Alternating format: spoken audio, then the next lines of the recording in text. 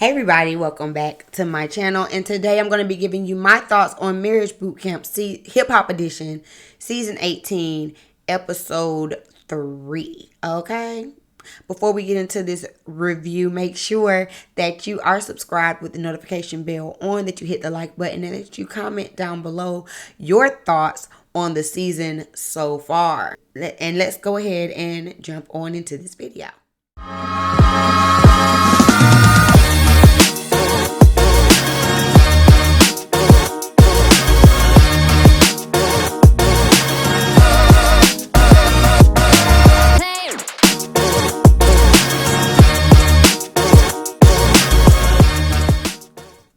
Now, I know y'all are used to me doing watch-alongs for Marriage Bootcamp, but since my hubby was not going to be here and I was really tired last night and y'all did not want to see how the girl looked last night while I was watching this show, I decided to come and just give y'all a quick little recap, a quick little chop and screw recap real quick.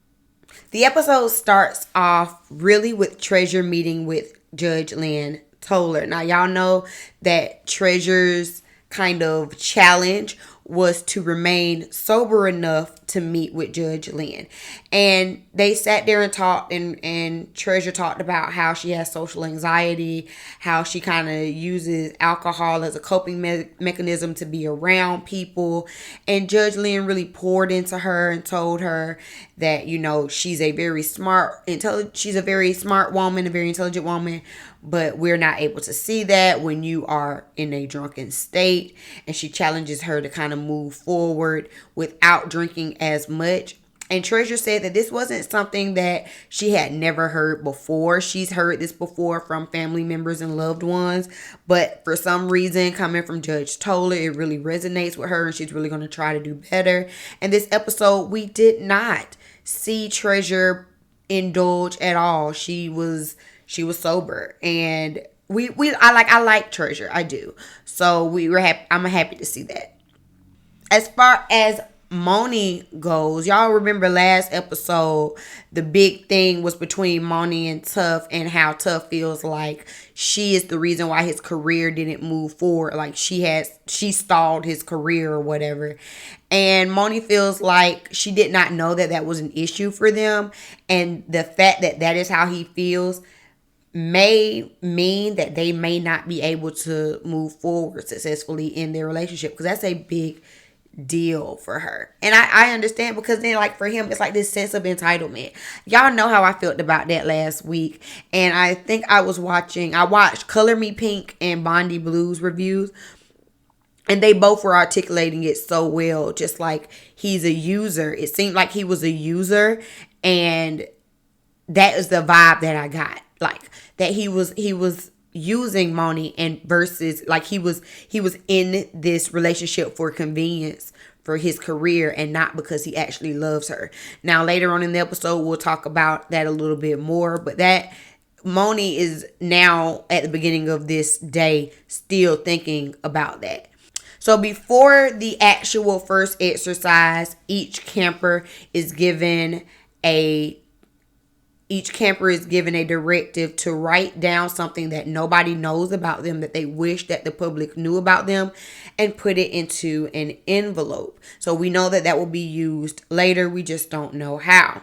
Then they go outside and they see these big life-size cutouts of each of them standing in front of, like, the little step and repeat. All right. And everybody's looking good. Everybody has their, Instagram-ness on their cutouts. Well, here's the thing. These cutouts don't stay pretty and pristine for too long, because they each have to take a sticker, and the stickers have various words on them, and they have to stick it on the person that they feel like the word matches the most. So the stickers might say thirsty, diva,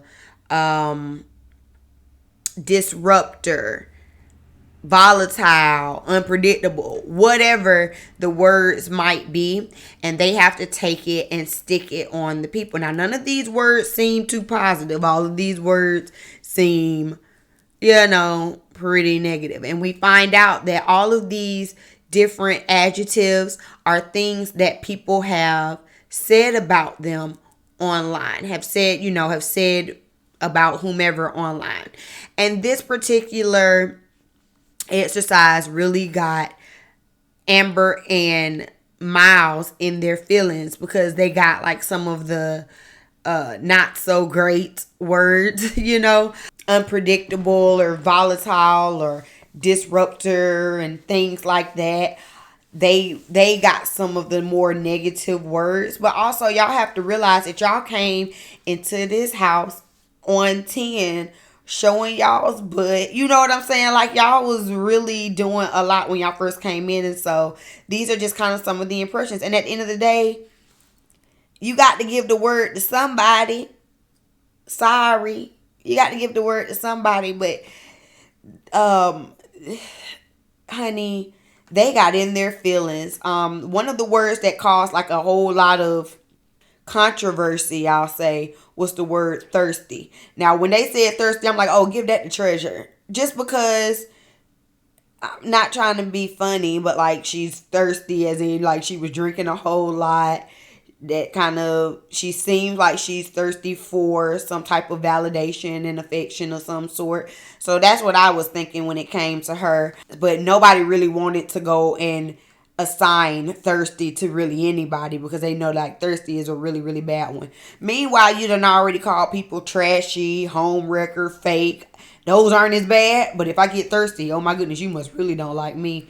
Anyway, so after the exercise, like I said, Amber and Brock were the most in their feelings, and they're sitting up here taking everything super personal, like, oh, they're so fake. Now I see how they really feel about us. And of course, anything that happens, Miles takes it back to his sexuality, and he feels like it's a dig against his sexuality, especially when people like Molly Mall say something. So while Amber and Miles are in the room being upset, you have Tuff and, I think it was Tuff, Molly, and Nori, I think. But I remember it was Tuff and Molly for sure. Were downstairs talking, and Molly was saying how he didn't really know Miles like that. Yeah, Miles has been to his house and has partied at his house, but he came with some other people. He didn't really know him like that. And he was taking this time to try to distance himself from Miles as a person. Now this is sending off dings and red flags to me. Y'all tell me what you think about it down below in the comment section. But the way that Molly has been so fixated with Miles and his sexuality and how he's out presenting, it's telling to me of Molly. You get what I'm saying? Because, like, for instance, last episode when he made the little joke about balls, this episode trying to make it a point to say, well, I don't know him. Yeah, he was at my house, but I just think he's thirsty because why he coming to me like we know each other like that. Like, you're trying so hard to distance yourself from him that it almost makes me side-eye you. Y'all get what I'm saying? It's like Tuff said in this scene, like, it don't matter what he do, a real man, it don't matter what the next man do, because a real man know what he like and what he wants, so it doesn't matter. And so Molly is definitely showing some insecurities to me. I don't know if I'm the only one that got that. Y'all tell me. Even later down in the episode, and we'll just go ahead and talk about it. Later down in the episode, at the end of the day, after we've kind of seen everybody come around full circle to the end resolve, and they get to talking, and Miles and Molly end up getting to it. And Miles said, but you present more feminine than me. You're sitting up here with your fingernails painted, and you present like you a part of the community more than I do. You get what I'm saying? And I think, and Molly really, don't play with me like that. Because that really hits a nerve. You know what I'm saying? Like, something about it just feels like maybe Miles know a little bit more of Molly T than Molly feels comfortable with, while he over there looking like Uncle Fester. Anyway, let's go on to the next exercise. So after everybody's kind of settled down for a second, and they like to observe and see how people react, the next exercise was that those little messages that they wrote are now in a bottle, and those bottles are in the pool. So everybody has to jump into the pool, pick out one of the messages, read it, and then guess who the message pertains to. Okay? A few of the messages that really stuck out to me was Moni's message. She talked about how people did not know that she had been in an abusive relationship. She had never shared that with anyone besides Tuff. Tuff was the only person that she shared that with. And Dr. Ish asked her, well, did he help you with that pain or did he add to it? And she said that he added to it. I was like, wow. Wow. And Tuff, that really hit Tuff too, because he was like, even though he never physically, hurt her, he would never physically hurt her. He didn't want to emotionally hurt her. But what do you think cheating on her while she's pregnant is doing?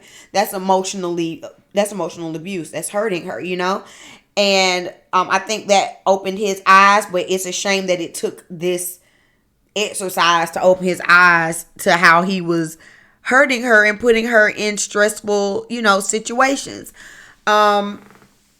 Another one that was interesting was Treasures, because she talked about how she was kind of shy and she didn't even like PDA.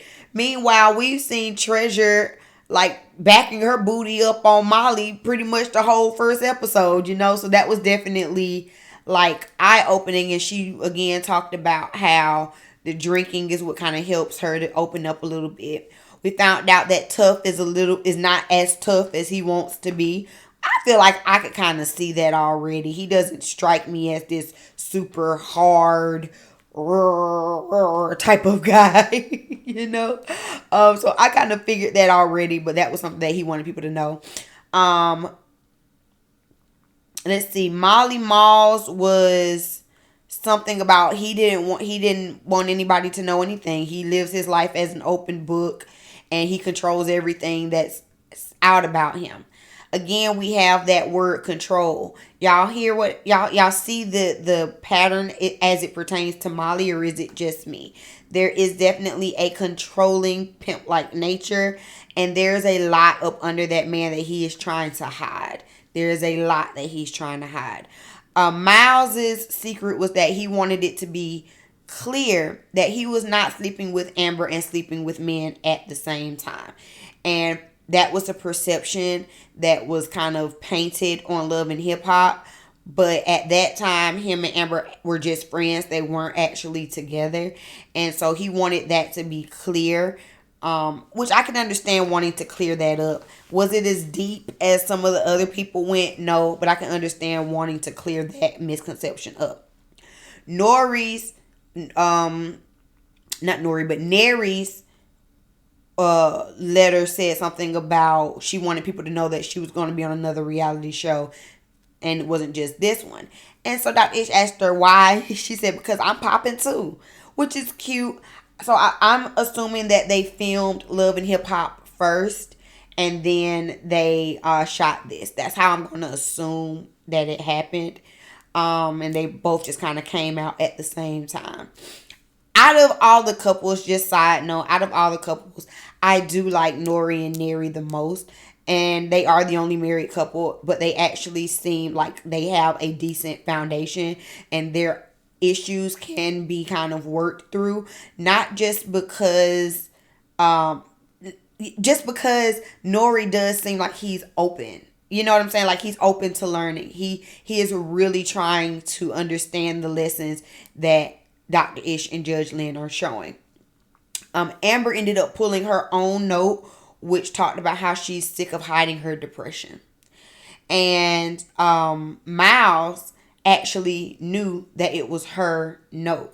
So they are really good friends. They are really codependent. And that's the problem. I think they would be better as friends versus trying to be in this relationship, because there is a lot of love there. They do know each other. I mean, they've known each other for 20 years, of course. They know each other well. They are a great support system for each other. I just think as a relationship, it's toxic. And I don't think that trying to force yourself to be in this relationship that you're not 100% secure in is going to help with your depression, Amber. I just don't. And it does speak to how we are told to be strong, and we're told to, the strong black woman trope that we all know. But in actuality, it is just as strong to be vulnerable. It takes a lot of strength to be vulnerable and to show when you are hurting or in pain. So that was really good. And Nori is actually a really sweet and caring guy. We can see that. We can see that Nori is a sweet and caring guy. He's an oinker, but he's sweet. So the final task of the day was to take those cutouts that had all of the negative perceptions from everybody out in the world, and those perceptions do not even matter, because the new sticker that's going to go on there is what your partner thinks about you. And that means more than what any stranger online can say about you. So I'm not going to go through and say who said what to who on what and, whatever. But the key things were, the key takeaway from that exercise, or from making it like a full circle, like Nori said, was realizing how you show up to your partner, how you show up for your partner. Now, Nori called Neri impressive, and I thought that was really, really nice. I also do think that Nori is very self-centered.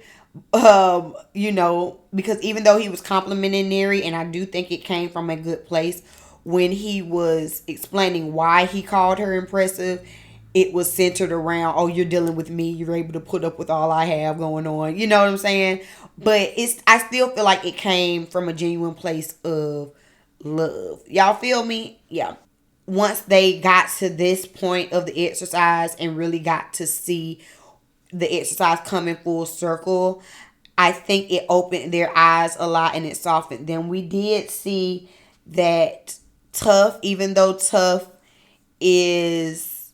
we don't like how Tuff handled Moni last episode, he does love her, and he sees her as this strong woman, and she sees him as this loving and caring man. And she says, even though they had got into their argument the night before, she kind of peeped open her eyes while she's sleeping, sees him like tucking her in, putting the cover on her. So he does care for her. There is love there. It's just they're trying to like navigate some of this past hurt, because it's been 14 years. And part of it might be the reason why they're together is because of the child, and they just need to be able to actually articulate that. And like I said, at the end of the episode, Miles and Molly got into it, and we already talked about that. But that was really the end of Marriage Boot Camp. This episode, I don't think there's anything else I really want to talk about. If there's anything y'all want to discuss, you can always drop it down in the comment section down below. We do this every week. And next week will probably be a watch along, back to the regular scheduled format. Thank y'all for tuning in, and I'll see y'all next time. Peace.